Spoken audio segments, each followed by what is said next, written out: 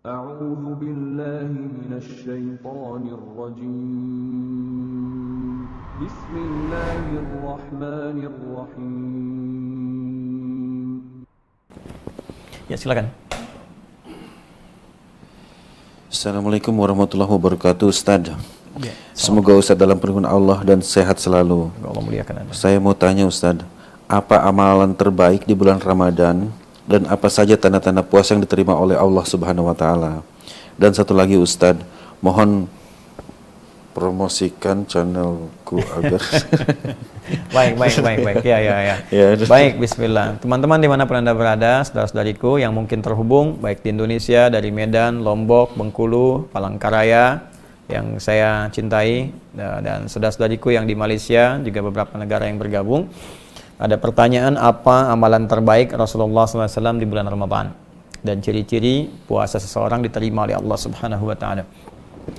Hadis riwayat Ibnu Abbas radhiyallahu taala anhuma, dari Nabi sallallahu alaihi wasallam, bersumber dari Nabi sallallahu alaihi wasallam ketika diamati oleh Ibnu Abbas, disampaikan kana Nabi sallallahu alaihi wasallam ajwadan nas wa ajwadu ma yakunu fi Ramadan. Adalah Nabi sallallahu alaihi wasallam itu orang paling baik, dermawan, dan bertambah kedermawanannya saat tiba Ramadan. Ya, kalau jud itu umumnya ke harta. Ya.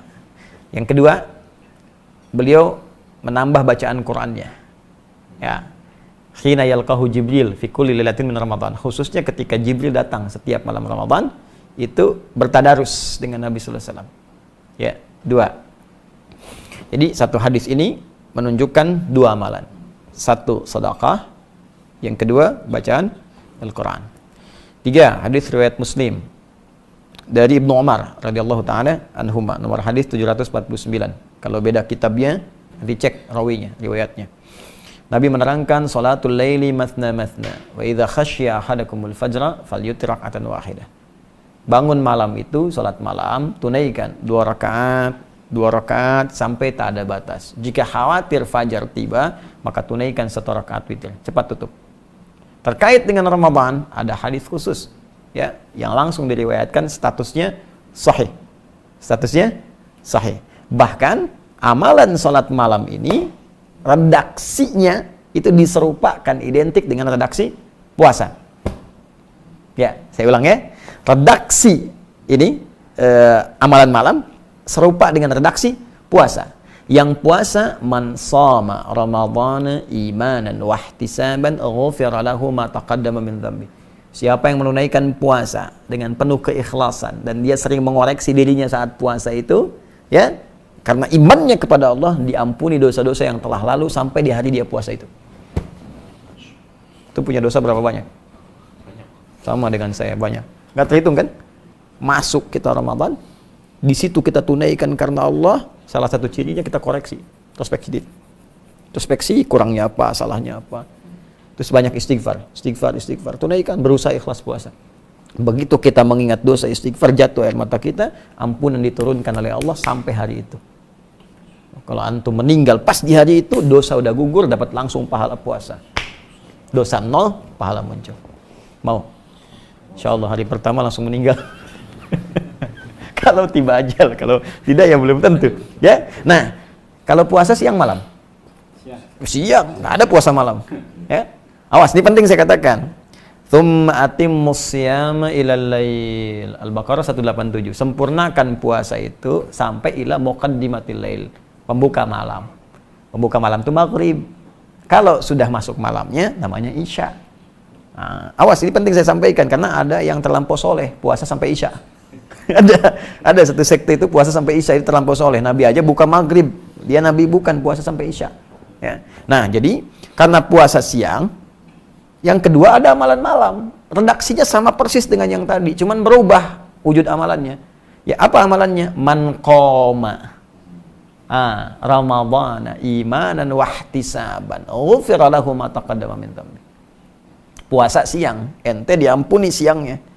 Apakah langsung seketika peluang dosa hilang? Belum tentu, karena setannya pun tidak berhenti sebelum Anda meninggal. Gitu. Boleh jadi siangnya diampuni, sampai maghrib tuh, diampuni dosa. Habis maghrib, keluar gibah. Siapa sih yang ngadan jelek banget? Mau jelek banget ya, baru diampuni dosa dan muncul lagi tuh. Ya. Ya. Ah itu. Bagaimana cara menutupnya? Man qama Ramadan. Siapa yang bangun malam? Nah, bangun malam di Ramadan, qiyam Ramadan. Ya, tunaikan dengan tenang, nikmat, sehingga ada sentuhan ke jiwa, ke roh. Roh itu bahasa Arab. Ya, Quran surah ke-17 ayat 85. Yas'alunaka 'anir ruh. Qul ruh min amri rabbi wa ma utitu minal ilmi illa qalil. Ruh itu ya dari kata roh ya roh. Ya. Nah, kalau Anda mendapatkan sesuatu yang berdampak pada roh, enak, tenang. Maksudnya duduk dulu, itu sholatnya berpengaruh pada jiwa, gitu kan? Nah, itu disebut tarwihah namanya. Tarwihatun. Jadi saat sholat ada getaran ke jiwa enak, terus istirahat sebentar, sholat lagi, tarwihah. Kalau berkali-kali dijamakan namanya tarawih. Nah, kan? Baik, malam Ramadan ada sholat apa? Tarawih. Nah, tarawih itu sifatnya. Jadi tunaikan sholat itu dengan tenang. Ya, ada dampak ke jiwa, itu maksud tarawih. Ya.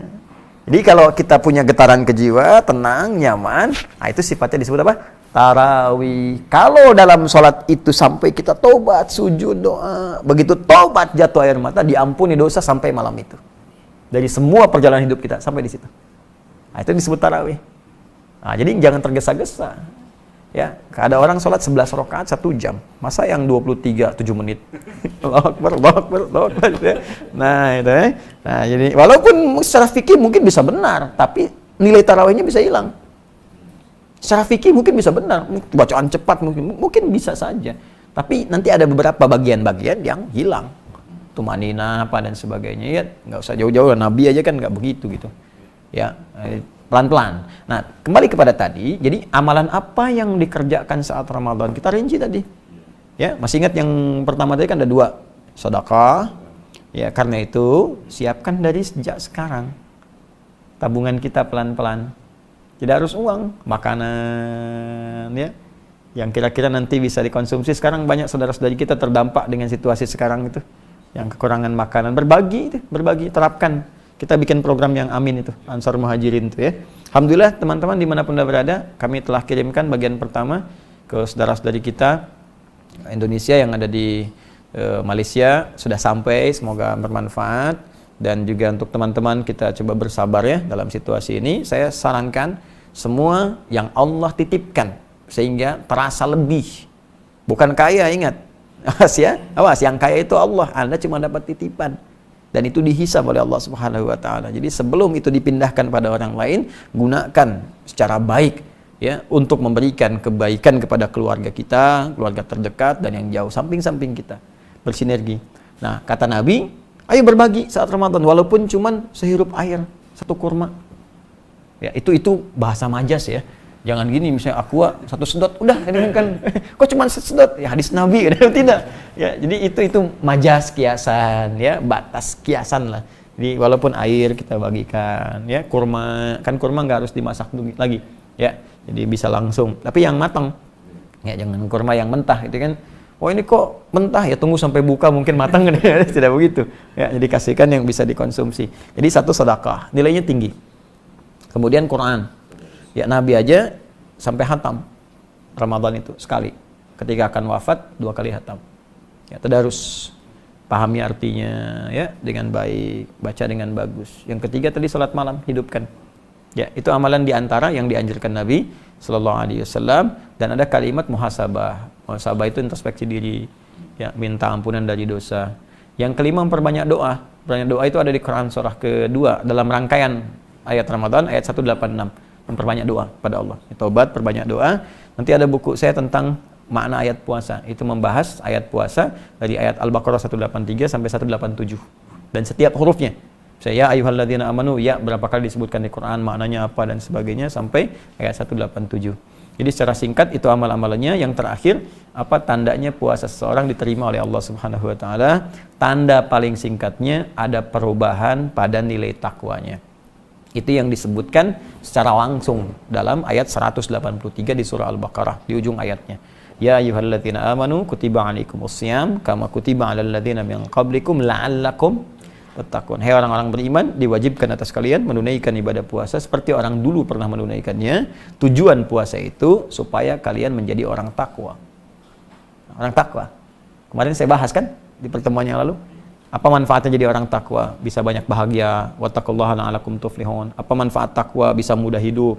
Wa may yattaqillaha yaj'al lahu makhraja. Rizki mudah wa yarzuqhu min haitsu la yahtasib. Ilmu meningkat. Wattaqullaha yu'allimukumullah. Dosa diampuni, ya.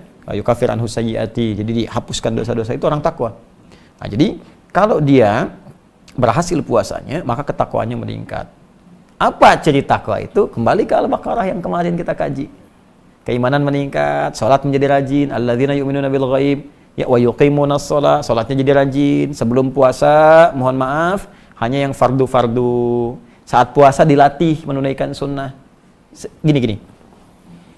Anda makan tiap hari pakai kerupuk selama sebulan.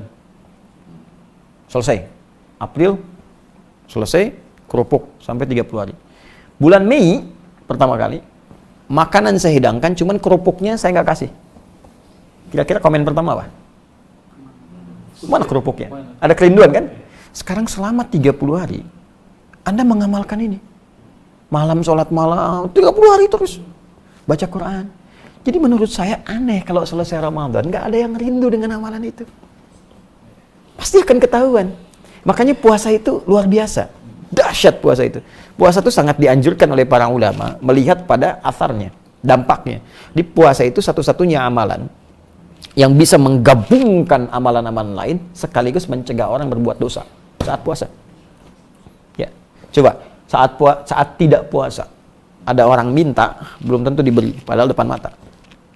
Saat puasa jangankan di depan mata, yang tak kelihatan di data berapa fakirnya di sini, berapa miskinnya, pengen sedekah fitrah. Saat tidak puasa, jangankan sholat sunnah, sholat fardu tertinggal masih biasa bagi sementara orang. Saat puasa, jangankan sholat fardu tertinggal sunnah, gelisah.